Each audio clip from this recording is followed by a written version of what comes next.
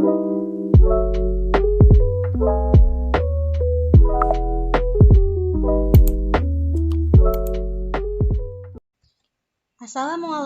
warahmatullahi wabarakatuh. Kepada yang terhormat Ibu Abidatul Isti'anah selaku dosen pengampu materi PAI SMA dan teman-teman yang berbahagia. Video ini saya buat untuk memenuhi tugas mata kuliah materi PAI SMA untuk ujian akhir semester. Oleh saya Triwasesa Aulia Sakti dengan NIM D91219154. Video kali ini akan membahas tentang prinsip-prinsip dan praktik ekonomi Islam. Sebelum itu, kita akan mengenal tentang pengertian muamalah. Muamalah menurut KBBI artinya hal-hal yang termasuk urusan kemasyarakatan, termasuk perdata dan pergaulan dan sebagainya. Dalam istilah fikih, muamalah adalah hukum syariat yang mengatur interaksi antara manusia satu dengan manusia yang lain, khususnya yang menyangkut persoalan-persoalan ekonomi. Dasar hukum muamalah ini termaktub dalam Quran Surah An-Nisa ayat 29 yang bunyinya, Bismillahirrahmanirrahim, Ya ayyuhalladzina amanu la ta'kulu amwalakum bainakum bil batili illa takuna tijaratan taradin minkum wa la taqtulu anfusakum innallaha kana bikum rahima. Yang artinya, wahai orang-orang yang beriman, janganlah kamu saling memakan harta sesamamu dengan jalan yang batil tidak benar, kecuali dalam perdagangan yang berlaku atas dasar suka sama suka di antara kamu. Dan janganlah kamu membunuh dirimu, sungguh Allah Maha Penyayang kepadamu. Dalam muamalah ekonomi Islam ini terdapat beberapa macam muamalah. Yang pertama ada jual beli, yang artinya kesepakatan tukar-menukar benda untuk memiliki benda tersebut selamanya. Syarat jual beli terdapat 3 macam. Yang pertama, syarat penjual dan pembeli itu sendiri. Penjual dan pembeli harus balik, berakal sehat, dan melakukan jual beli atas kehendaknya sendiri. Kemudian syarat uang dan barang. Uang dan barang harus halal dan suci. Haram hukumnya menjual babi, bangkai, berhala, dan lain-lain. Barang harus bermanfaat. Keadaan barang dapat diserah terimakan. Ikan di laut atau barang jaminan tidak boleh diperjualbelikan karena mengandung tipu daya. Terus, keadaan barang diketahui penjual dan pembeli. Terakhir, barang milik sendiri. Dalam jual beli terdapat syarat ijab qabul, di mana penjual harus mengatakan, saya jual barang ini dengan harga sekian, dan pembeli menjawab, baiklah saya beli. Dengan begitu, jual beli berlangsung atas suka sama suka. Dalam jual beli ini juga terdapat konsep khiyar. Apa itu khiyar? Khiyar merupakan bebas memutuskan antara meneruskan jual beli atau membatalkannya. Macam-macam khiyar ada 3. Yang pertama, khiyar majelis, di mana pembeli atau penjual berhak memutuskan meneruskan atau tidak transaksi ketika mereka masih berada di tempat yang sama. Yang kedua, khiyar syarat, khiyar yang dijadikan syarat dalam jual beli. Misalkan, penjual mengatakan, saya jual barang ini dengan harga sekian, dengan syarat khiyar 3 hari. Jadi maksudnya penjual memberi batas waktu 3 hari untuk pembeli memutuskan transaksi atau tidak. Terakhir ada khiyar aibi, di mana pembeli berhak mengembalikan barang yang dibeli apabila terdapat cacat atau kualitas yang murah. Dalam jual beli juga terdapat konsep riba, di mana pengertiannya yaitu bunga uang atau nilai lebih atas penukaran barang.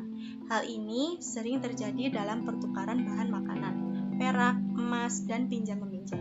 Riba hukumnya haram ya. Untuk menghindari riba, jual beli hendaknya sama takaran timbangannya, dilakukan serah terima saat itu juga, dan bersifat tunai. Riba terdapat 4 macam. Yang pertama riba fadli, yaitu pertukaran barang sejenis yang tidak sama timbangannya. Kedua ada riba qardi, di mana pinjam-meminjam dengan syarat harus memberi kelebihan saat mengembalikannya. Yang ketiga riba yadi, yaitu akad jual beli yang takarannya sama, namun penjual dan pembeli telah berpisah sebelum adanya serah terima. Dan yang terakhir ada riba nasah, di mana akad jual beli dengan penyerahan barang beberapa waktu kemudian. Utang piutang. Utang piutang adalah menyerahkan harta dan benda kepada seseorang dengan catatan akan dikembalikan pada waktu kemudian, tentu saja dengan tidak mengubah keadaannya. Nah, rukun utang piutang itu sendiri ada 3. Yang pertama, yang berpiutang dan yang berhutang. Yang kedua, ada harta atau barang. Ketiga, lafadz ijab qabul atau kesepakatan. Utang piutang ini terdapat pada Quran Surah Al-Baqarah ayat 280 yang bunyinya Bismillahirrahmanirrahim. Wa in kana dzu usratin fanadhiratun ila maisarah wa an tasaddaqu khairul lakum in kuntum ta'lamun. Dan jika orang berutang itu dalam kesulitan, maka berilah tenggang waktu sampai dia memperoleh kelapangan. Dan jika kamu menyedekahkan, itu jauh lebih baik bagimu jika kamu mengetahui. Jadi, utang piutang itu dapat berupa uang, juga harta benda atau barang. Kemudian sewa menyewa. Sewa menyewa atau ijarah artinya imbalan yang harus diterima oleh seseorang atas jasa, baik berupa tenaga, pikiran, tempat tinggal, hewan, dan lain-lain yang diberikannya. Prinsip sewa menyewa ini terdapat dalam Quran Surah Al-Baqarah ayat 233 yang bunyinya Bismillahirrahmanirrahim. Wa in aradtum an tastardi'u awladakum fala junaha 'alaikum idza sallamtum ma ataitum bil ma'ruf. Dan jika kamu ingin anakmu disusukan oleh orang lain, maka tidak ada dosa bagimu apabila kamu memberikan pembayaran menurut rukun dan syarat sewa menyewa ada banyak. Yang pertama, yang menyewakan dan yang menyewa harus telah baligh dan berakal sehat. Kedua, sewa menyewa dilakukan dengan kemauan masing-masing, bukan atas dasar paksaan. Yang ketiga, barang yang disewa menjadi hak sepenuhnya orang yang menyewakan atau wali. Yang keempat, barang yang disewa harus ditentukan keadaan dan sifat-sifatnya. Yang kelima, manfaat dari barang yang disewakan harus diketahui secara jelas oleh kedua belah pihak.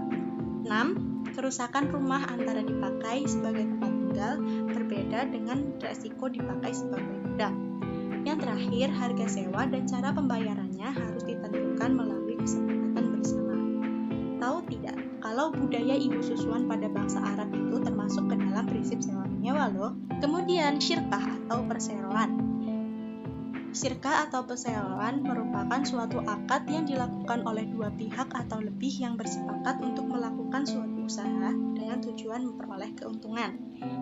Nah, rukun dan syarat syirkah ini ada 3. Yang pertama, dua orang yang akad akidain harus memiliki kecapapan dalam mengolah harta atau tasarruf. Kedua, objek akad atau ma'qud alaih mencakup pekerjaan atau modal yang halal dan bisa diwakilkan. Ketiga, akad sighar. Syarat sah dari akad harus ada aktivitas pengelolaan atau tasarruf. Dalam gambar diperlihatkan bahwa petani yang membajak sawah milik pemilik lahan merupakan salah satu dari bentuk syirkah. Macam-macam syirkah ada 6. Yang pertama, syirkah inan. Syirkah antara dua pihak atau lebih yang masing-masing memberi kontribusi kerja amal dan modal mal. 2. Syirkah abdan. Syirkah antara dua pihak atau lebih yang masing-masing hanya memberikan kontribusi kerja atau amal tanpa memberi kontribusi modal atau mal. Yang ketiga, syirkah wujud, di mana kerjasama dilakukan didasarkan pada kedudukan, ketokohan, atau keahlian wujud seseorang di tengah masyarakat. Keempat, ada syirkah mufawadah, yaitu syirkah antara dua pihak atau lebih yang menggabungkan semua jenis syirkah di atas. Kelima, ada mudharabah, yaitu akad kerjasama usaha antara dua pihak, di mana pihak pertama menyediakan semua modal, sahibul mal, pihak lainnya menjadi pengelola atau pengusaha mudharib. Keenam, ada musaqah, muzara'ah, dan muhabarah. Musaqah adalah kerjasama pemilik kebun dan petani, hasil panennya dibagi dua. Muzara'ah adalah kerjasama pemilik kebun dan petani, di mana benih tanamannya berasal dari petani. Sedangkan muhabarah kebalikannya, kerjasama pemilik kebun dan petani, di mana benih tanamannya dari pemilik kebun. Materi selanjutnya tentang perbankan syariah. Perbankan syariah adalah perbankan yang menjalankan operasinya menurut syariat Islam.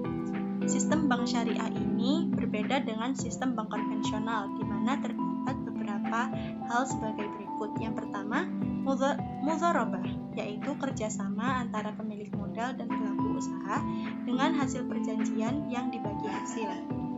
Kemudian ada musyarakah, yaitu kerjasama antara pihak bank dan pengusaha di mana masing-masing sama-sama memiliki saham. Ketiga, ada wat'ah, yaitu penitipan jasa penitipan uang, barang, deposito maupun surat berharga. Keempat, ada qardul hasan, pembiayaan lunak yang diberikan kepada nasabah yang baik dalam keadaan darurat. Terakhir ada murabahah, yaitu jenis penjualan di mana penjual dan pembeli sepakat untuk menyediakan satu produk ditambah jumlah tertentu atas biaya produksi. Pembahasan yang terakhir tentang asuransi syariah. Dalam bahasa Arab, asuransi dikenal sebagai at-ta'min, yang berarti pertanggungan, perlindungan, keamanan, ketenangan, atau bebas dari perasaan takut. Prinsip asuransi termaktub dalam Quran Surah Al-Ma'idah ayat 2 yang artinya Bismillahirrahmanirrahim. Wa ta'awanu 'alal birri wat taqwa wa la ta'awanu 'alal itsmi wal 'udwani wattaqullah. Dan tolong-menolonglah kamu dalam mengerjakan kebajikan dan takwa, dan jangan tolong-menolong dalam berbuat dosa dan pelanggaran. Terdapat beberapa perbedaan antara asuransi syariah dan konvensional. Pada asuransi syariah tidak mengenal dana hangus, sedangkan dalam asuransi konvensional ada dana hangus jika jatuh tempo. Asuransi syariah dilakukan sesuai prinsip syariah, sedangkan asuransi konvensional prinsip menguntungkan. Asuransi syariah terdiri atas dewan pengawas syariah, komisaris, dan direksi, sedangkan asuransi konvensional terdiri atas komisaris dan direktur. Asuransi syariah berfungsi menghimpun dana, menyalurkan jasa keuangan, fungsi sosial seperti penyaluran zakat, wakaf, dan lain-lain. Sedangkan pada konvensional hanya berfungsi menghimpun dana, menyalurkan jasa keuangan. Nah, sekian pembahasan mengenai prinsip-prinsip ekonomi Islam dan praktiknya. Kurang lebihnya mohon maaf dari video ini. Terima kasih telah menonton. Semoga videonya dapat membantu. Assalamualaikum warahmatullahi wabarakatuh.